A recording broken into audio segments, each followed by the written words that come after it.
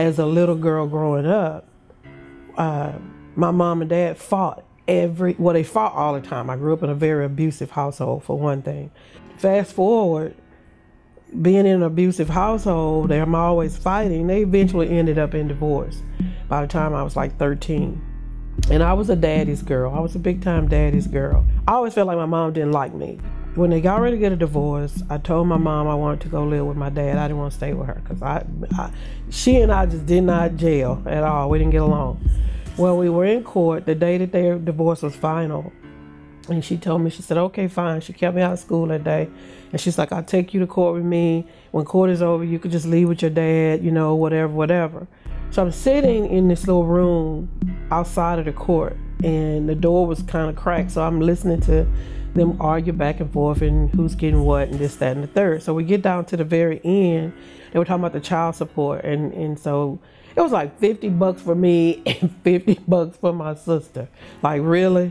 But they said, oh no, he can keep the $50 for the baby child because the baby wants to live with him. And so I'm sitting there, you know, and so my dad lawyer, she stands up and she goes, oh no, he can't take her. He doesn't want her. He don't have a place in his life for a child. He doesn't want her. So, you know, I'm sitting there like, okay, I know my dad gonna get up and say something because that's my dad, that's my buddy. He gonna get up and say something. He never said a word. But as he was walking out the courtroom, I think that was a moment in my life that began to mold the young lady and the young woman that I was gonna be after that day. He walked out the courtroom and I'm sitting here like, okay, he's gonna say something. He's gonna say something. And he walked by me as if I wasn't even there. It broke me. To this day, that same emotion comes up in me. And that was the moment in my life when my life began to spiral out of control. You know, I did not get along with my mother. I skipped school. I smoked dope. I did so much stuff. It was ridiculous. I was promiscuous. I just did everything. I just didn't care about nobody. I got married young. Didn't love my husband. He was very abusive. We broke up. I started dating my boy's father, and he ended up getting on crack. That was horrible. You know, I remember coming in from work one day and my entire living room was empty. He had sold it. I'm laughing now, but God knows before I met Jesus, I could not laugh about this, you know. And all this stuff just made me harder, made my heart hard. Just, my heart was so hard. I couldn't love anybody. The only people I could love was my sons because they were mine. That was the only thing that kept me going, was them. They the ones that kept me going. And it's ironic because they're the ones that led me to Christ. You know, so you can't ever say parents gonna lead children to Christ. God uses everybody. And my sons led me to Christ to turn my life around. And when I met Christ, my entire life changed. I watched my sons do Bible study and go to church while I went to happy hour. And I really thank God that they stayed committed to Christ, because it was my window into salvation.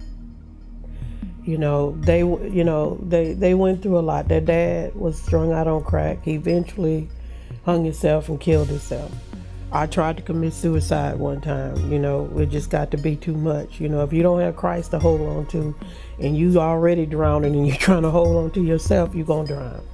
You know, I still just had this whole uncertainty thing going on with this living for Christ and giving up, you know, your life and giving up this and giving up that, and you feel like you're giving up.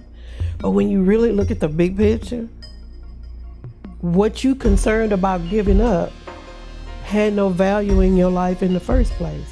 But because you had that empty feeling inside of you that Christ could feel, that Christ needed to feel, you kept dumping this emptiness inside kept dumping stuff in there, and it was like a hole. It just go right through. So the hole stayed there. But when you put Christ inside of it, man, the potter, you know, he just like covers that hole up, and you never feel alone. It's just this whole different feeling, you know. And I think about all the years I spent. You know, I am 54 years old. 52 years of my life was really without Christ, not having the commitment. But when I fell in love with Jesus and I began to read the Word and I began to pray and I began to put it all at the feet of the Father, He opened my heart.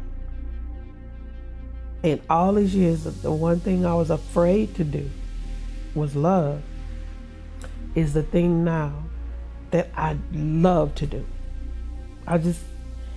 And now my prayer is, deliver me, Lord, and put in me a heart like yours, because I just want to love. That's all I want to do now. And it's ironic, I spent my whole life not wanting to love anybody, and now that's all I want to do. I guess what I really want to say is, don't spend your life in this world looking for anything other than Jesus. It changes your life. And does life get easier? No, it doesn't. But the peace that God gives you as you go through it, that's what makes it easy. My name is Betty Davis, and this is my story.